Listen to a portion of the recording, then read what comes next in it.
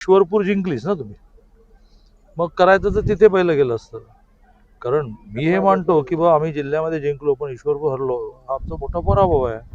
विरोधकांच्याकडनं असं सातत्यानं टीका केली जाते की तुम्ही सत्तेचा गैरवापर करून ह्या निवडणुका जिंकल्या जात आहे. संजय राऊत असतील, जयंत पाटील असतील, अनेक सर्व असं आहे की सत्तेचा गैरवापर करतो आम्ही याचा आरोप करता नाही.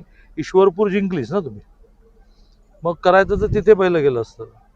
कारण मी हे मानतो की बा आम्ही जिल्ह्यामध्ये जिंकलो पण ईश्वरपूर हरलो, हा आमचा मोठा पराभव आहे.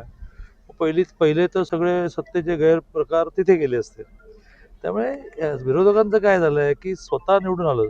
सुप्रिया ताईंनी तर लोकसभेमध्ये मान्य केलं की मी सतत निवडून येते.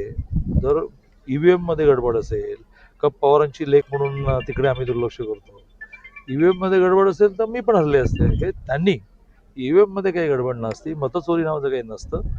प्रत्येकाने आपल्या आपल्या मेरिटवर जायचं असतं. पण आता एक मोदीजींबद्दल आणि देवेंद्रजींबद्दल इतका विश्वास निर्माण झाला की हे म्हणतं म्हणजे मोदीजी ज्याची पायाभरणी करतात तो प्रोजेक्टच्या उद्घाटनाला पण जातात. त्याच्या आधी काय होतं की पायाभरणी घोषणा, प्रोजेक्टचा काही पत्ता नाही. किती मेट्रो पासून प्रोजेक्ट, अटल सेतू पासून प्रोजेक्ट की ज्याची पायाभरणी पण मोदीजींनी केली, पायाभरणी पण देवेंद्रजींनी केली, उद्घाटन पण त्यांनी केलं. मग लोकांना विश्वास होता काय देश बदलत चालला. मग मतदान लोक करतात.